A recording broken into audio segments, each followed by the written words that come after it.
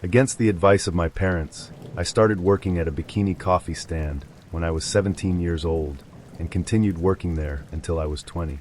If you are unfamiliar with bikini coffee stands, they are little drive-through espresso stands, usually painted in some neon color, where the employees all wear lingerie or bikinis while they serve coffee.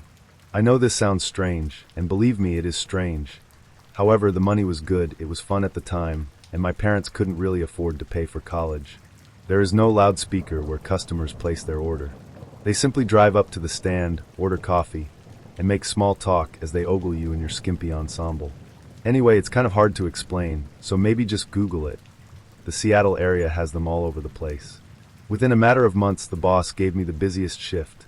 The shift began at 4 a.m. and ended at 9:30 a.m. Though the coffee stand was not officially open until 4:30, I had to count the till, grind the espresso beans, fill up the sinks, take stock, clean if needed, etc. The coffee stand was situated in the corner of a large parking lot, sharing the enormous empty lot with only one other retailer.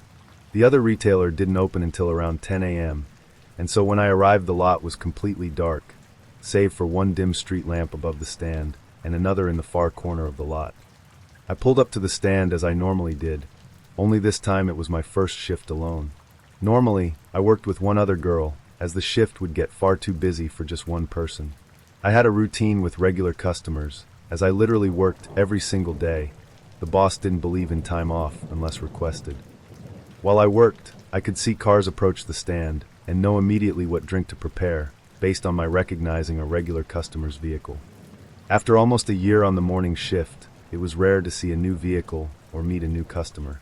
My boss was extremely strict about being fast and efficient, and would have us prepare drinks in advance for our regulars while they waited in the line of cars.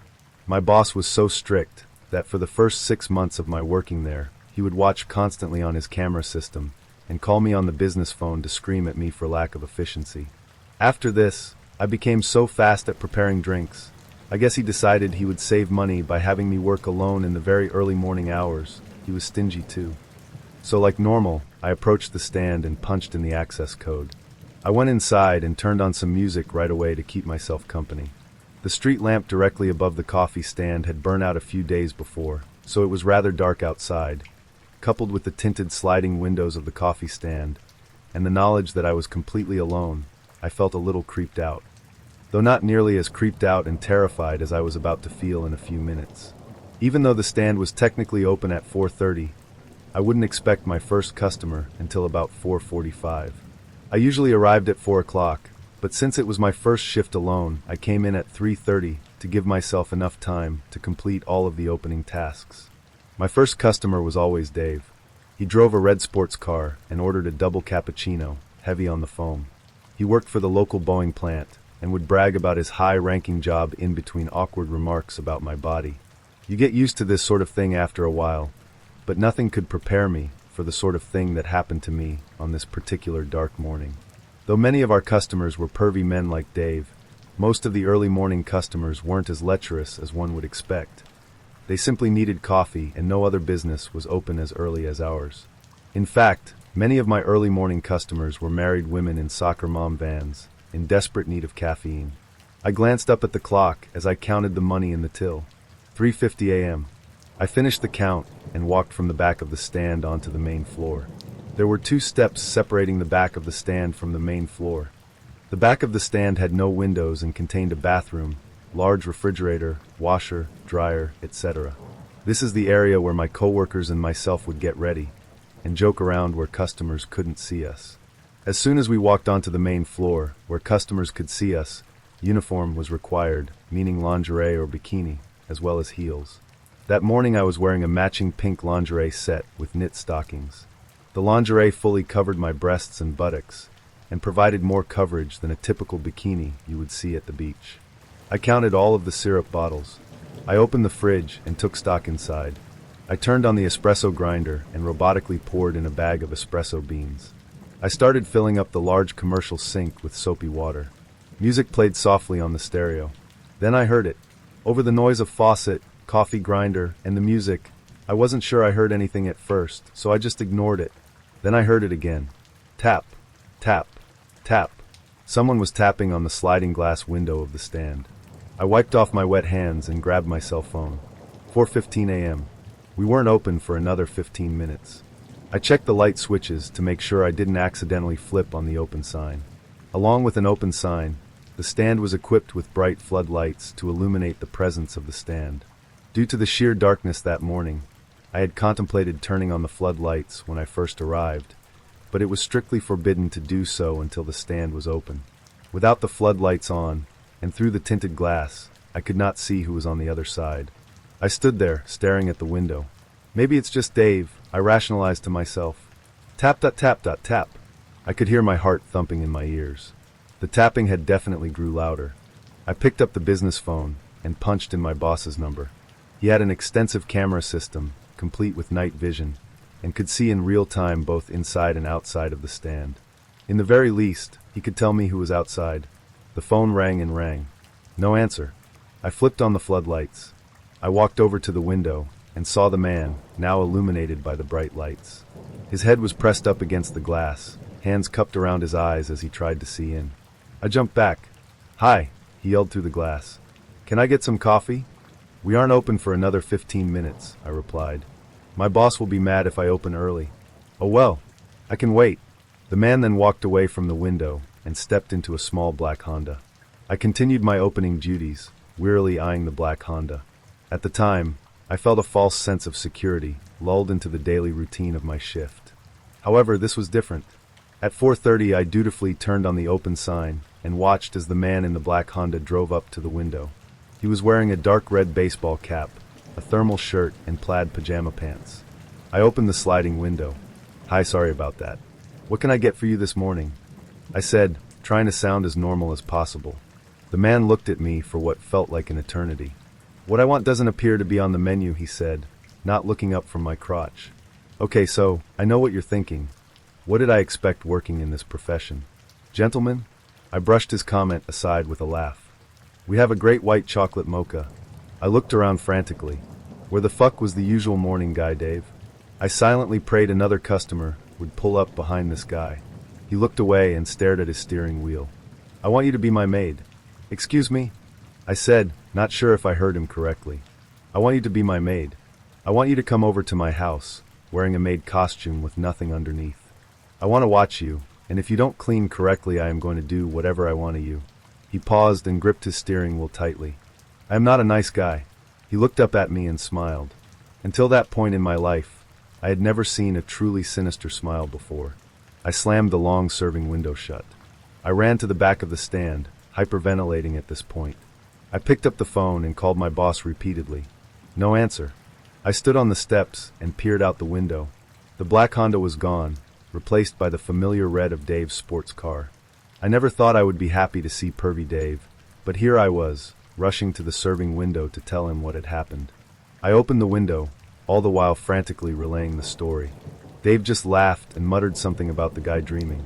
He told me that I was being paranoid, and the guy just had no filter. For some reason, this put me at ease. Dave reached his hand out the window to place a $5 bill in my tip jar. He tipped this amount each morning.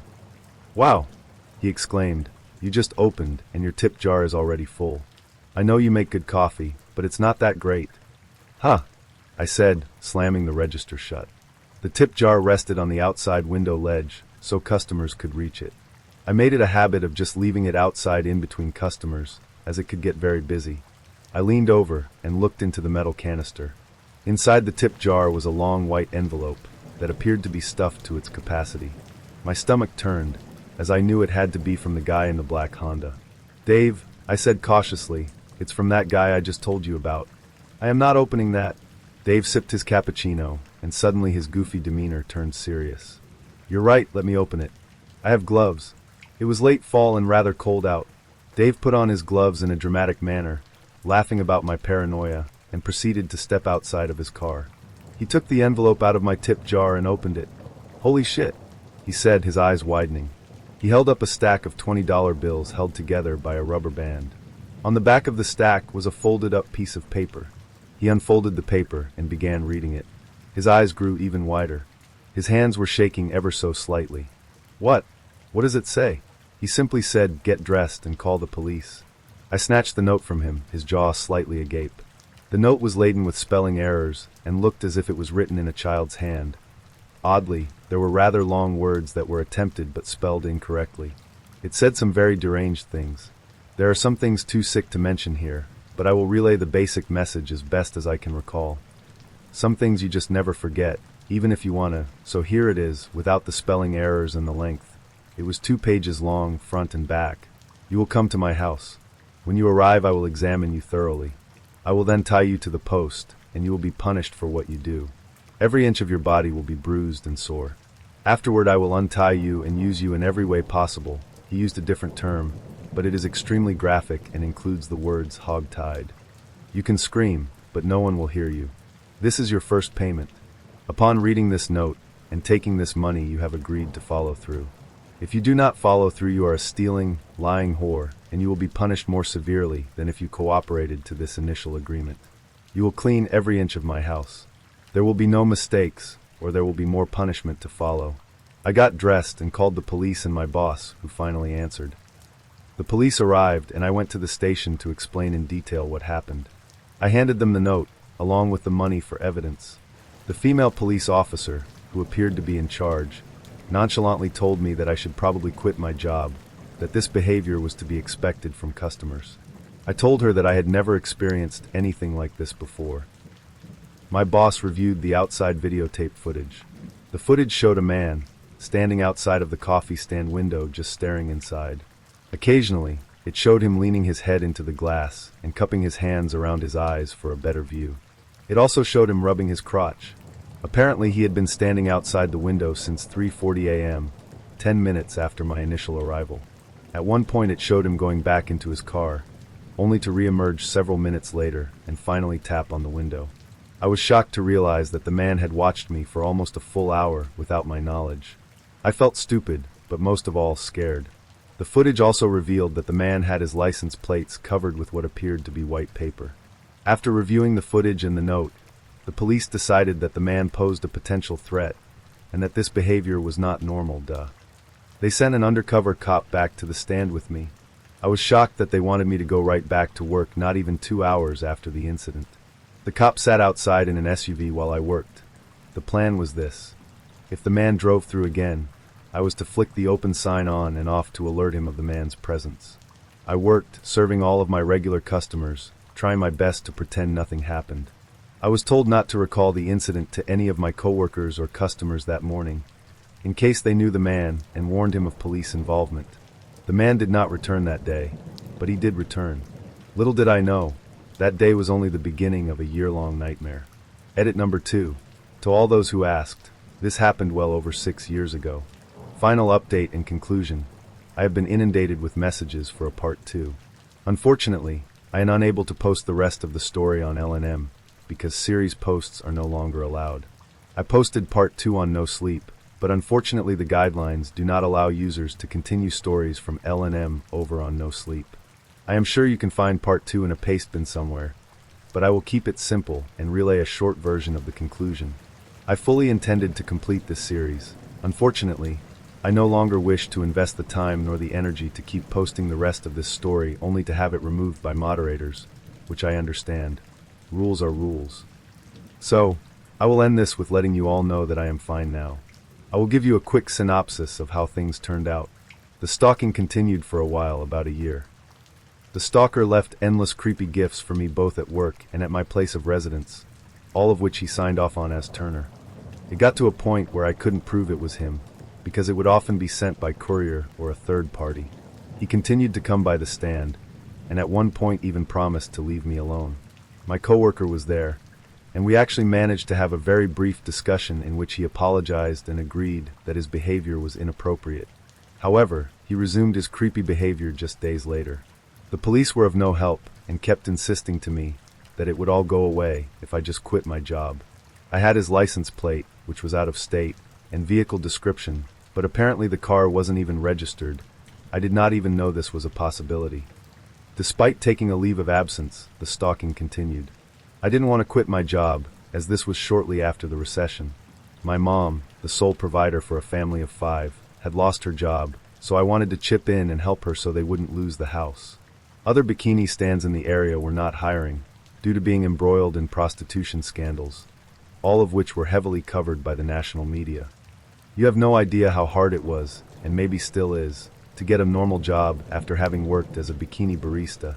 Employers don't like it on your job history too much. The few of the scariest incidences were being assaulted at an ice freezer outside of the coffee stand.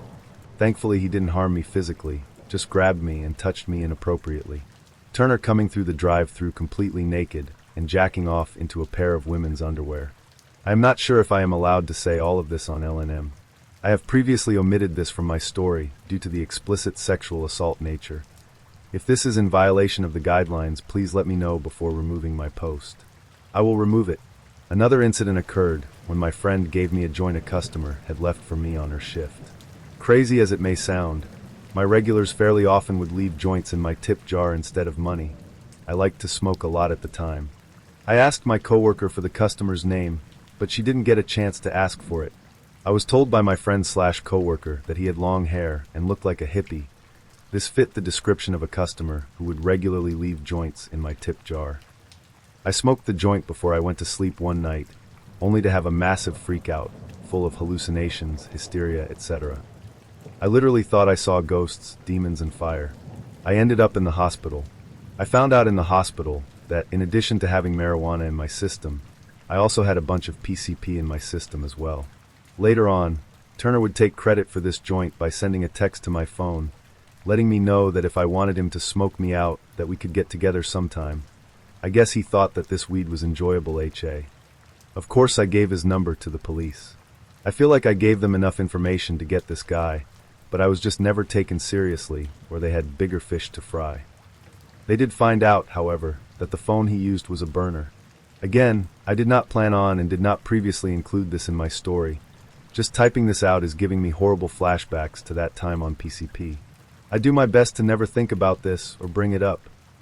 In this period of time, it was evident that one of my coworkers was sharing my personal information with Turner in exchange for money, or maybe just because she didn't like me. This coworker was later arrested on prostitution charges. I ended up relocating and changing my last name, which is surprisingly easy to do. I did this primarily to get away from Turner, but also so I could get a fresh start with a new employment history and get away from the negative energy that had encircled my life. I had taken nude photos of myself for my boyfriend at the time, and after we broke up, he leaked them to everyone on my contact list, including my coworkers. Of course, this meant Turner most likely got a hold of the photos as well. It may seem strange to you, but after a while the stalking becomes part of your life. It's kind of like living around a bunch of rattlesnakes.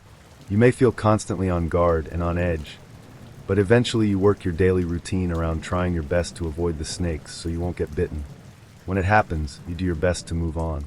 I have recently found out, within the last few months, that a man fitting my stalker's description was incarcerated some time ago for doing something even more frightening to another barista in the PNW. There were also similar incidences and reports of a man driving through bikini stands naked, or with women's underwear. I suspect that this man was most likely Turner. I cannot be sure it is the same person, as I never was able to find out this person's true first and last name. Story 2. I've always been good friends with one of my cousins, Cole, who's the same age I am. The two of us were not quite inseparable, but we always did get along very well together, and were often found together, both in school, as we'd always wound up in the same class together throughout elementary school, and outside of it. When we were 12 and in the 6th grade, I was hanging out with Cole on a Friday afternoon around the later part of May, and we were psyched at the start of the weekend.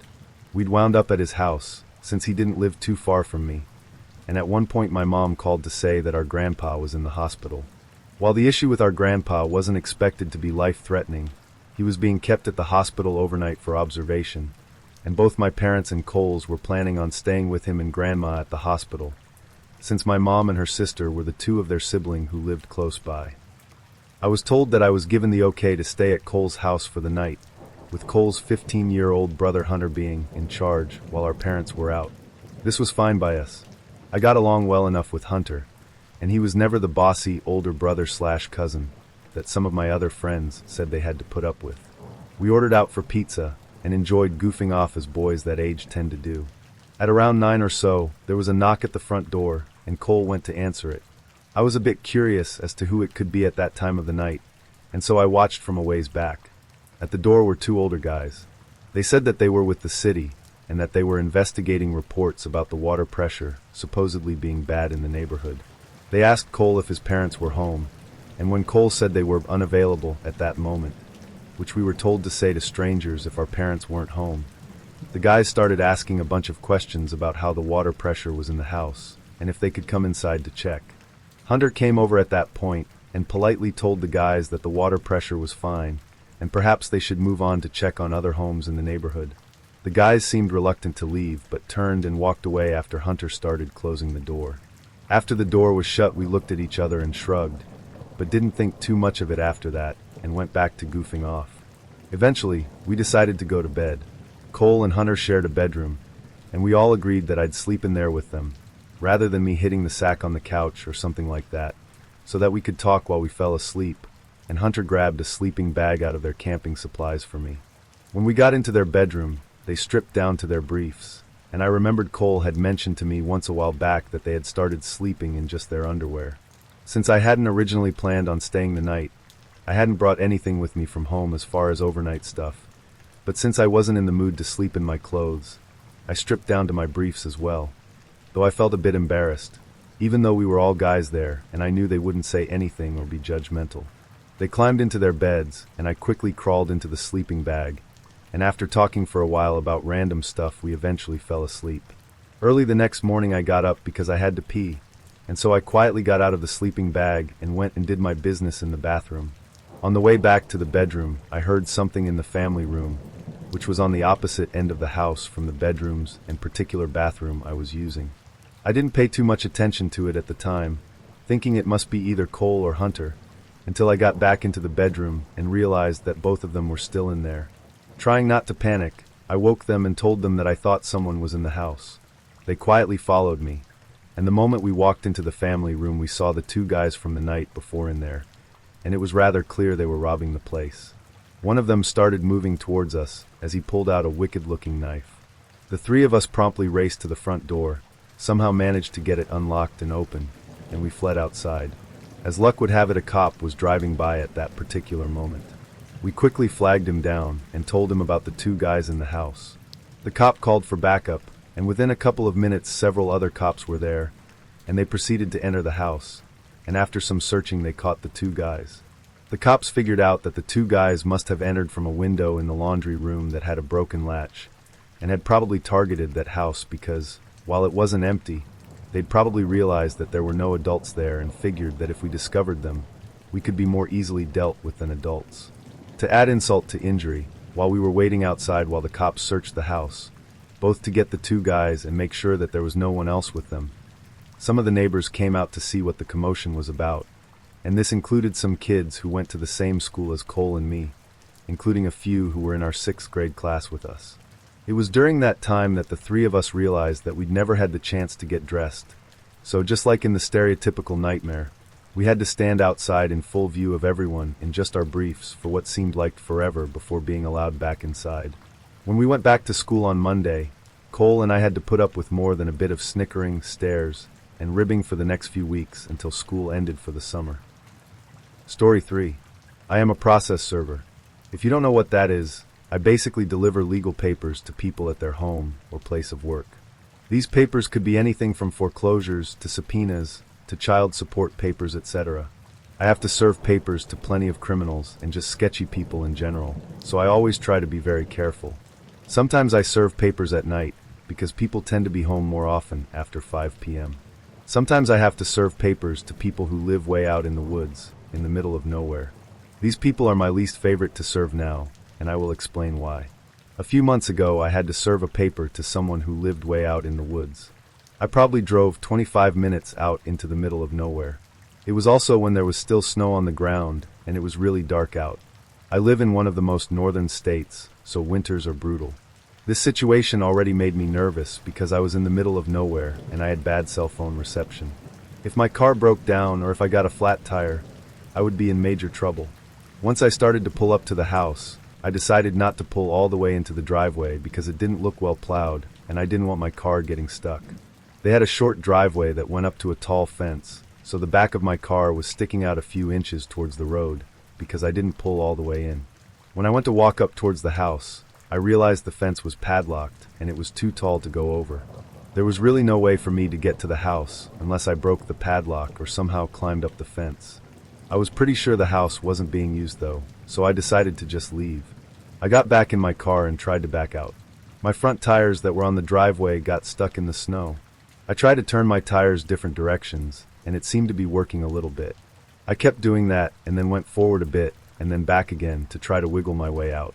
I was doing that for what seemed like forever, probably only 5 minutes. And then I started to get really nervous. I pulled a shovel out of my trunk and started to scoop the snow out from under my car. Once I thought it was good enough, I tried to back out again. It seemed to work a little bit, but it wasn't enough to fully get my car unstuck. Then I saw a truck start to drive up the road.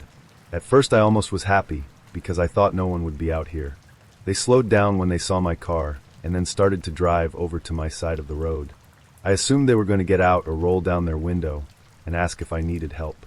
I turned around to wait for the truck to stop, but instead of pulling over to the side of the road, they parked directly behind my car. I remember how my stomach sank, and I got this really terrible feeling in my gut. They pulled their truck directly and closely behind my car, so I couldn't back up, even if I tried. If I had tried to back out of that spot, I would have T-boned them in reverse. I had to turn my body around to try to see the driver. They didn't get out or roll down their window. They just sat in the truck blocking me in. I couldn't see the driver very well because it was dark, but I knew it was a man. I think he was waiting for me to get out of my vehicle, but I just sat there and kept my doors locked. We sat there for what felt like a really long time, but was probably only a couple of minutes, when another car starts driving up the road. The truck then starts to drive out from behind my vehicle and starts going up the road before the other car reaches mine. The car doesn't stop, but keeps on driving behind the truck. This is when I see the truck pull over on the side of the road and waits for the other car to drive by. This is when I decided I had to get out of this driveway because I was not waiting for that truck to come back for me. I put my car in reverse, and instead of trying to inch it out, I literally slammed on the gas, and my car shot out of the driveway backwards. I almost went into the ditch on the other side of the road, but I slammed on my brakes just in time. I then slammed on the gas again and drove my car in the opposite direction of the truck. I looked in my rearview mirror once while driving away and saw that the truck had started to drive away in the other direction. I was so relieved, but instantly my eyes started to tear up because I didn't really know what had just happened. I can't say what the other person was going to do, but deep in my gut I felt like I had just escaped something terrible. So creepy guy in the truck, let's not meet again. And to everyone who has to drive for their job at night, and anyone else that is driving at night in general, please be careful and cautious. The road is a dangerous place for many reasons. Story 4. This happened in 2020 January 2022 over the course of the time I lived in this apartment. I 21F at the time, and my husband but then boyfriend, 22M at the time, and I moved into our downstairs apartment.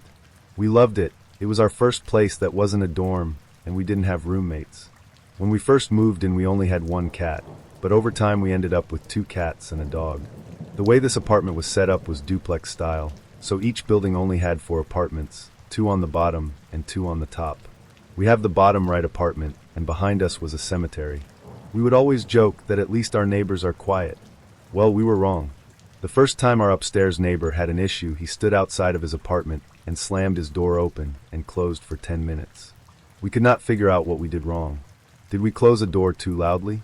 He wouldn't communicate with us over what the issue was, but any time we did something wrong in his mind, he would slam his door open and closed for 10 minutes, shaking our whole apartment. The night before I was flying out for our wedding, we spent the whole day at work, and then we went to a diner for a late night meal, just trying to have a nice night as our last night together as fiancés. We come home, and I'm having an anxiety attack about if I packed everything. My fiancé is at the passenger side door, trying to talk to me through my anxiety attack when our neighbor comes flying down the stairs yelling at us. Something about how we made noise all day, and he could not believe that we are so inconsiderate of him. My fiancé yells at him to F off as he's trying to protect me. Once we get inside, my fiancé goes upstairs to talk to him. We figure out it's the cat tree, and every time our cat jumps on it, it hits the wall. Okay, easy enough, we move the cat tree from the wall. Or so we think. We return from our honeymoon, and we think everything is good. My husband tries to befriend the neighbor as they both play online games. And my husband asks if instead of slamming the door, could he message us on Discord when he has an issue. He agrees, but that doesn't happen. I decide to call the apartment complex to let them know what happened, and they are understanding and say, okay, let's reach out to the property managers, who are the other upstairs apartment. The husband of the property manager team basically tells us we are making everything up because he would know if his neighbor was slamming the door for 10 minutes straight and to stop making waves. It's now the end of 2021, and I have spent my time in this apartment in fear every single day. Rent was dirt cheap, like $600 for a one-bedroom, so we were going to tough it out. My husband gets told that he got a promotion, and we are moving to the East Coast. We are so excited, so he leaves and I finish packing up the apartment.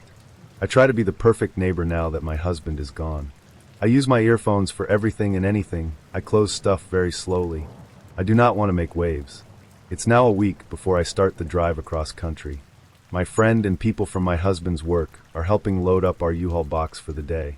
After that, my friend and I decided to go into town for the rest of the day, since my apartment is empty besides a bed on the ground.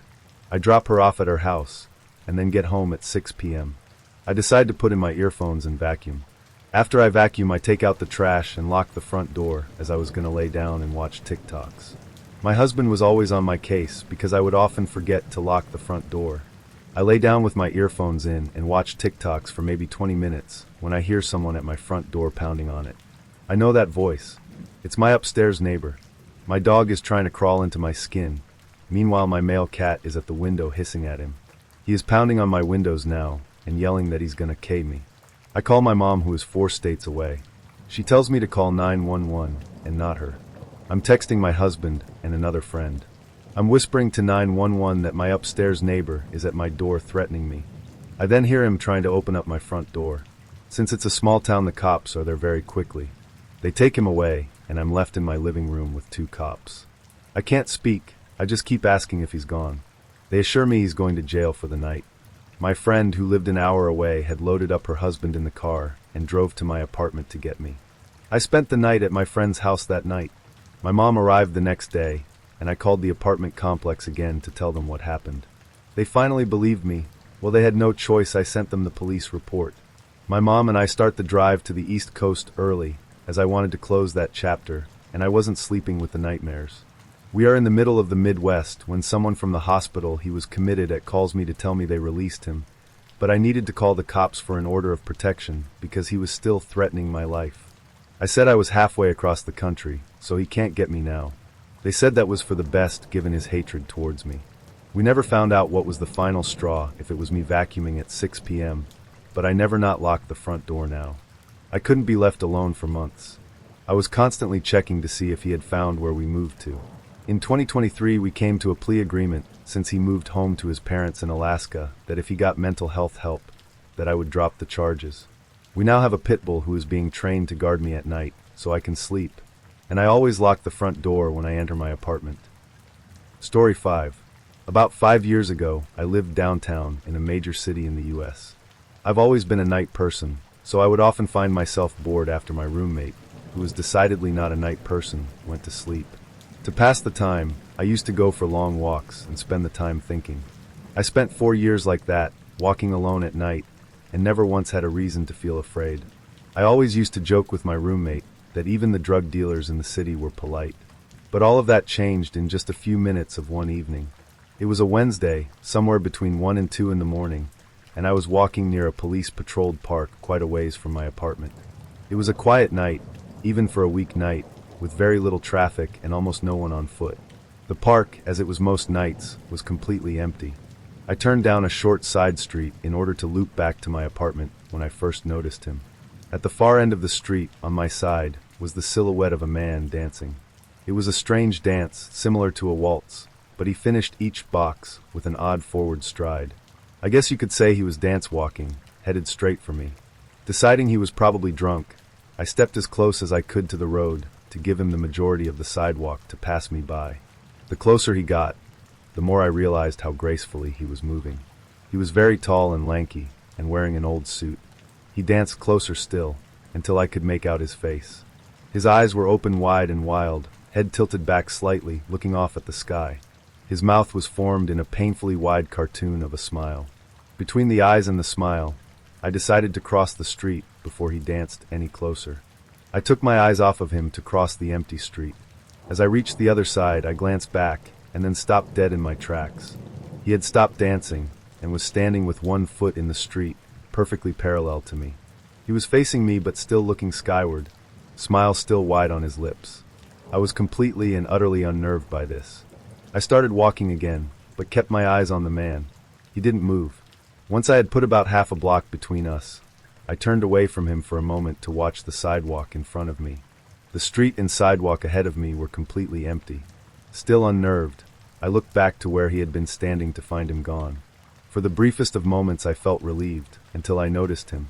He had crossed the street, and was now slightly crouched down. I couldn't tell for sure due to the distance and the shadows, but I was certain he was facing me.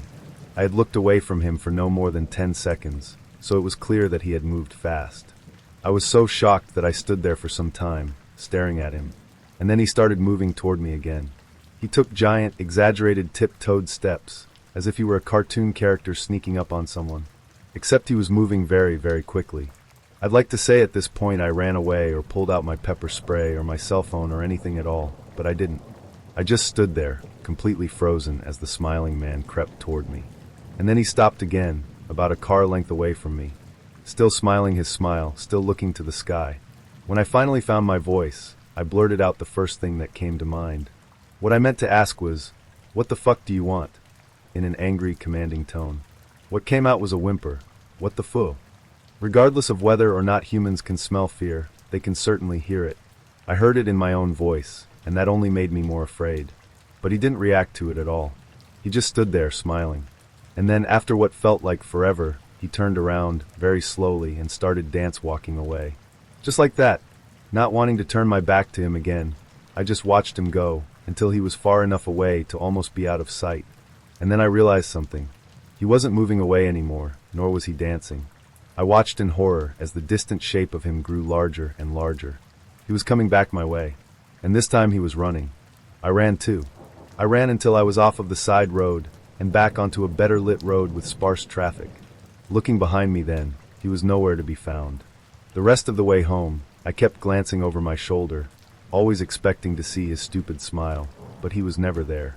I lived in that city for 6 months after that night, and I never went out for another walk. There was something about his face that always haunted me. He didn't look drunk, he didn't look high. He looked completely and utterly insane. And that's a very, very scary thing to see. Story 6. To understand my story, you sort of have to know a tiny bit about trespassing laws in our country, in that we don't have any so long as you're respectful and non-destructive.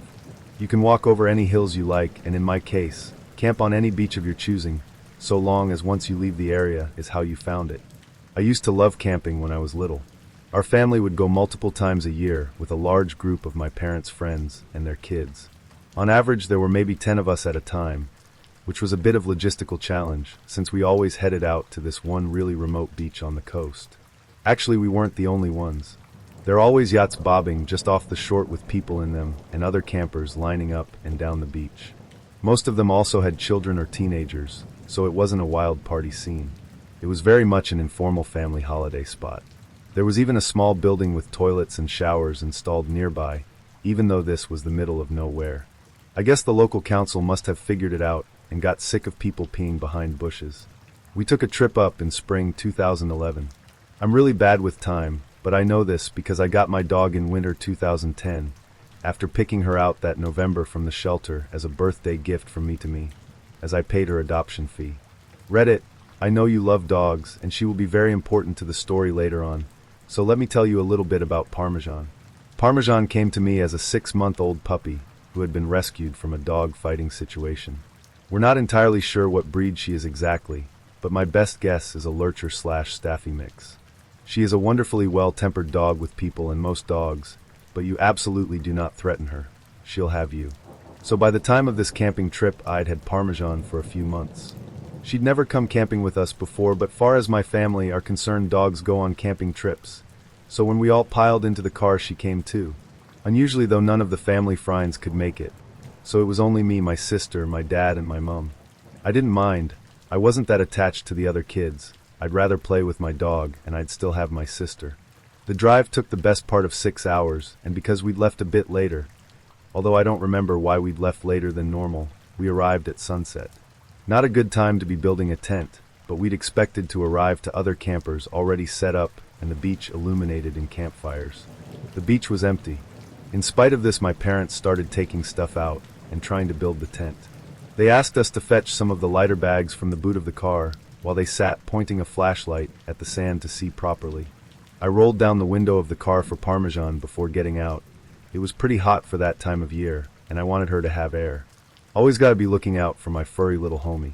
As we're fumbling about in the dark on a beach, in the middle of nowhere, it's pretty spooky. The one road that led to this beach was circular and had a bridge over the water, meaning you could basically circle around the beach like a big zero shape if you felt like it. I wasn't really paying any attention to the road. I was complaining I was tired as kids or want to do, but my mum was. After maybe 15 minutes of my dad trying to nail the tent into the sand, my mum's asking him had he seen that car drive round. It's been a few times. My dad kind of shrugged her off. He's sort of like that. I don't know if he said anything back to her, but after a few more minutes a car pulled up next to ours on the road and someone got out. It was maybe 15 or 20 feet from the cars to where we were, and the light was pretty low, except for the torches. We weren't expecting to see anyone else out here at this point, and I think my mum said it must be the security. I don't know why a random beach would have security. I think what she meant was the Wildlife Trust or something, as they do occasionally come down to do their nosy. The guy was walking pretty unevenly.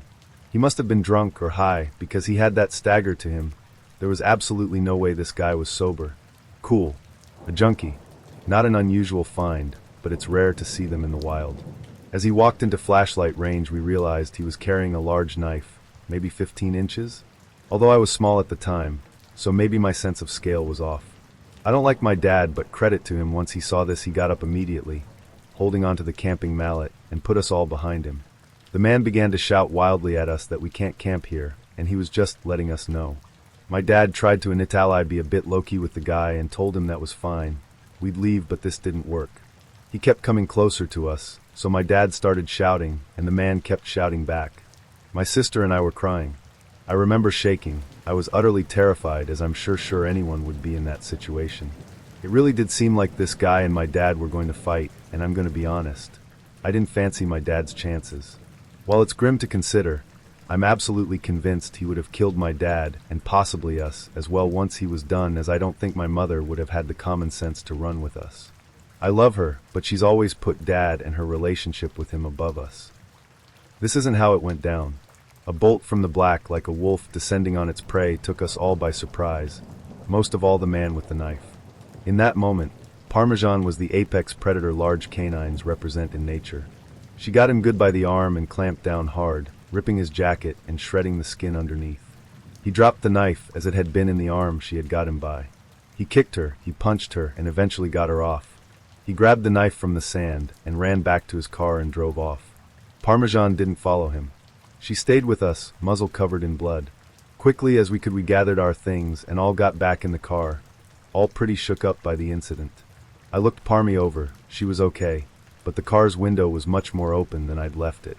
We think what happened was when the shouting started, she must have put her paws up on the gap I'd left for her. As it was an old car and had the Raleigh down windows and not an electric button, we think she must have been able to hit it with her paws to force it down enough to squeeze out. This is not the end of my story. We were all pretty scared, and since we had the dog with us, we couldn't book into a hotel for the night. My parents decided just to drive home, so we could all feel safe, but first had to drive into the nearest town for petrol, as they were kind of low. I spent the time trying to clean Parmesan up a little. I'd always loved dogs, but what she'd just done for me blew my mind. As we drove into town, we came across a petrol station, but it looked closed. My dad drove up closer to get a better look and stuck his head out the window to get a better look at the sign. My mum asked him what on earth he was doing, and he told her he was trying to see when it opens. Never. My heart fucking sank. Parked in the corner, behind a van so we hadn't seen him at first, was the man with the knife. He was sitting on the bonnet of his car, using some tissue paper to clean up his arm.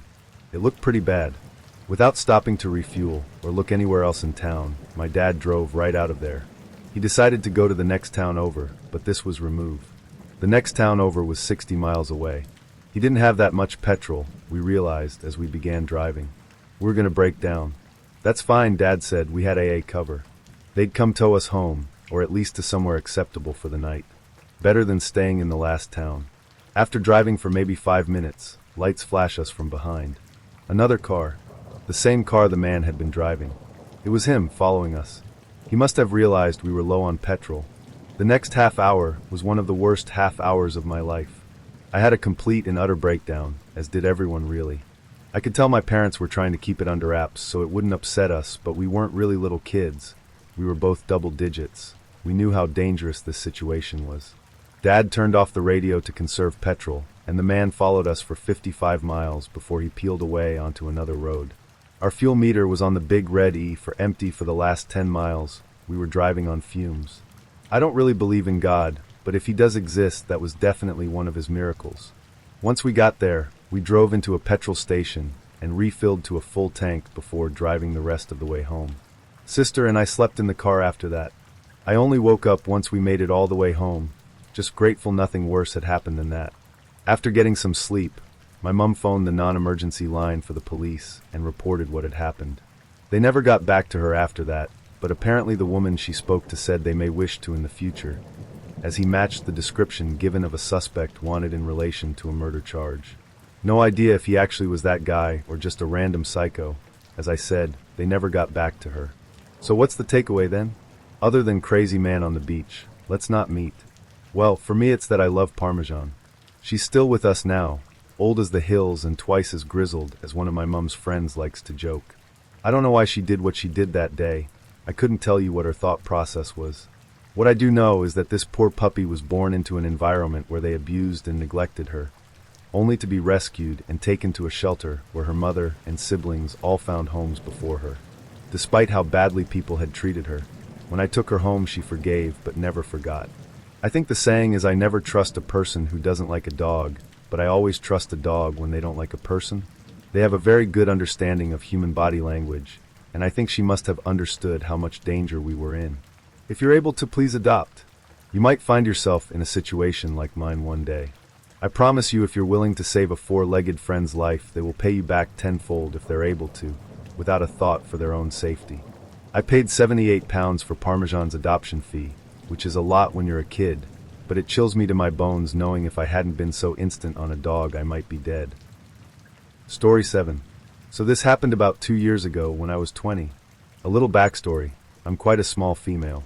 I was doing some shopping in town alone. I still remember that it was a warm Sunday afternoon.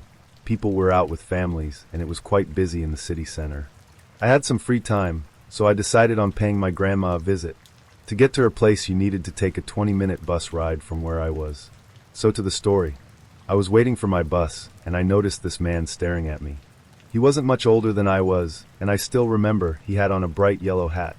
I usually don't really care when someone looks at me, but this man was staring at me with a sort of anger, like I had done something to him. Most people in the bus stop were either facing the traffic or looking at the coming buses, but not him. He had his back to the traffic and was just staring at me. I had a weird feeling about him, but I saw my bus coming and just hoped he wouldn't get on it. Except he did. I quickly sat in a window seat, and luckily for me, this old lady sat next to me.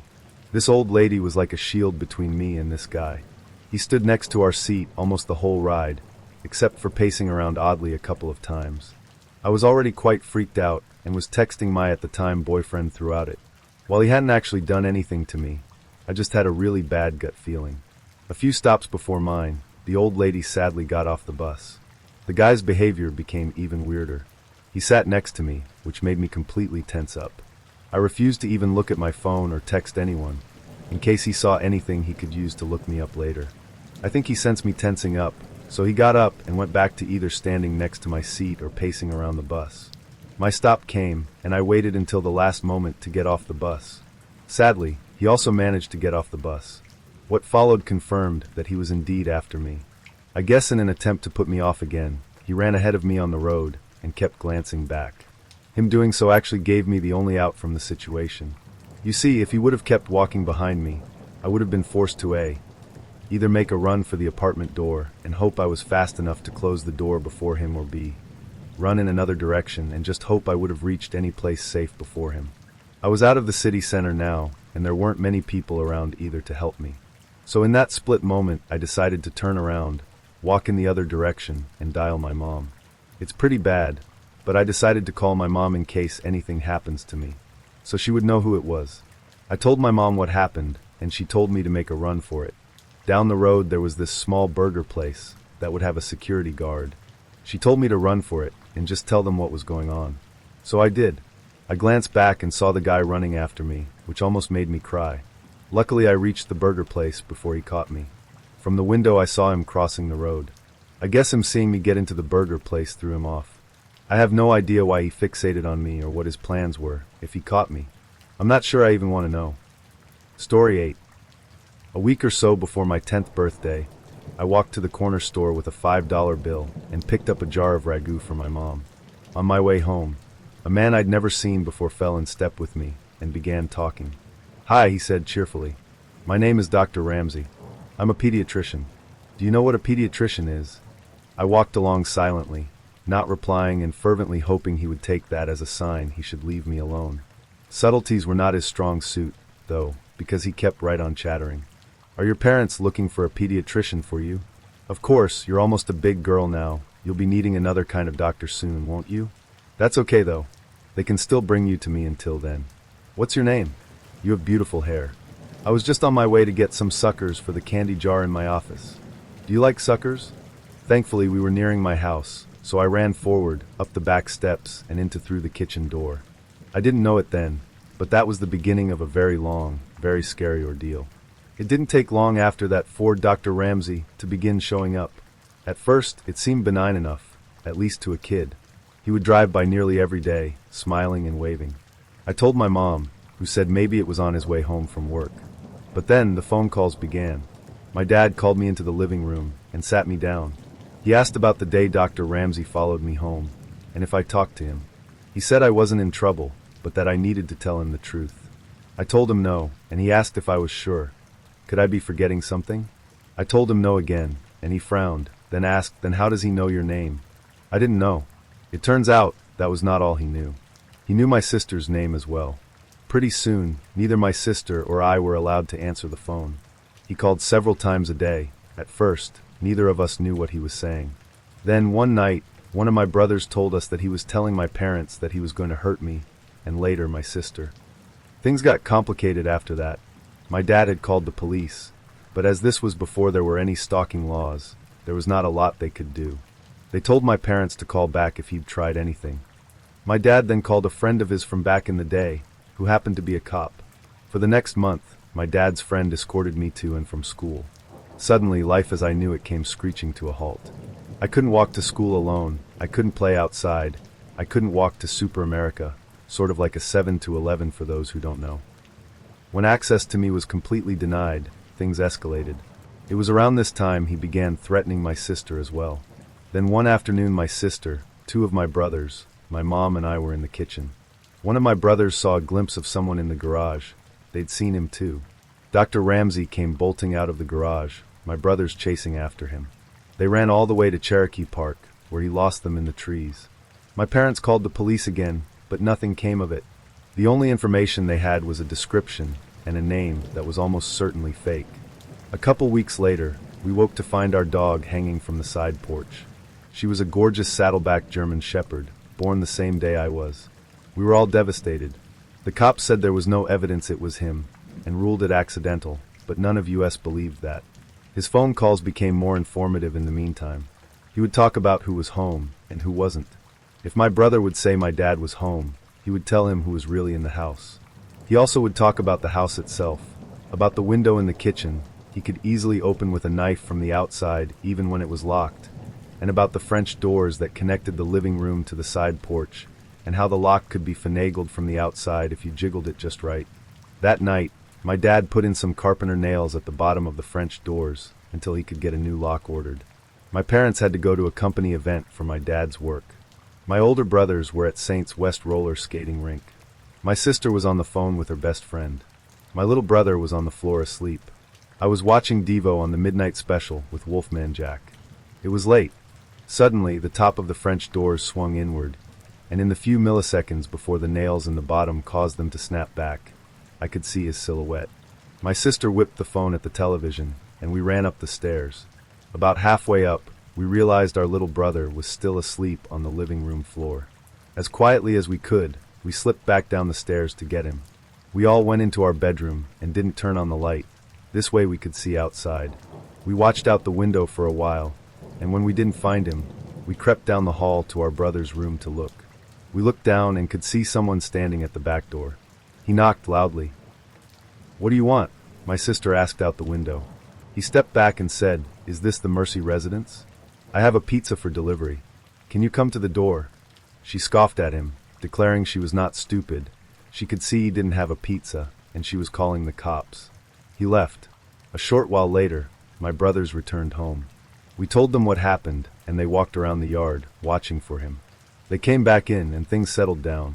By now we'd pretty much given up calling the cops because it never helped, so we just went back in, each of us, except my youngest brother, still asleep, carrying a knife from the kitchen, just in case. Eventually, one of my brothers went into the kitchen to get a bowl of cereal as a snack. You know that sensation you get when you can just feel someone watching you? Yeah, he had that in spades. He kept looking around the kitchen, through the doorway into the dining room, at the windows. He didn't see anything, but he could still feel eyes on him, so he went closer to the door to try to see better. The kitchen lights were reflecting on the windows of the door. It had 3 rows of 3 windows, so he still couldn't see. He stepped closer, then closer again, until he was right up to the door, then cupped his hands on either side of his head so he could see. There on the other side of the window pane was Dr. Ramsey, smiling back at him. He turned to yell for my older brothers, and when he looked back again, he was gone.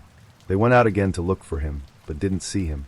The next night we were at the table playing Crazy Eights, and my brother was restless. My sister asked him what's wrong, and he said he always felt like any minute now there would be a boom boom boom on a door or window. Almost immediately after he finished his sentence, boom boom boom, on the window right behind him. In the chaos, the 2 eldest ran out, but he was already gone. A couple of weeks later, I was at school, and we were outside on the playground during recess. I was swinging upside down when I saw that now familiar blue Ford Galaxy cruising by, moving slowly. There he was, smiling and waving. He called my name, and I ran to the teacher and told her. The school had been told all about him, and she took me inside right away and called my mom. That same day my mom had gotten a call from the school office asking her to verify that my dad was picking me up, as he'd called to say he was on his way. He wasn't. Not long after that, I woke up one night thirsty. I went down to the kitchen for a drink, and there, sitting alone in the dark, was my dad. On the table, a gun. He was tired of the police waiting until Dr. Ramsey tried something. He was tired of his children being terrorized. He was tired of being afraid every time he left for work that something would happen to us while he was gone. I sat with him for a time, watching, before he sent me back to bed. These events, and many more, took place over a period of around 18 months. Then, as suddenly as it began, it was over. He had vanished from our lives, the phone calls, the drive-by with the creepy waves, everything. For a long time, during and after the Dr. Ramsey days, I would have a recurring nightmare in which I would wake up to find him standing over me as I slept. It took a long time before I felt like a kid again. I found out years later that when he was calling, Dr. Ramsey would tell my parents that he was going to do nasty things and kill me, and later my sister, and that there was nothing they could do about it. I don't know what happened to him when he disappeared. I don't know if he was in a car wreck, locked in prison, in a coma. But sometimes I wonder if the wait ended for my dad when he was sitting in the darkened kitchen one night. I don't know, and I'm not sure I want to.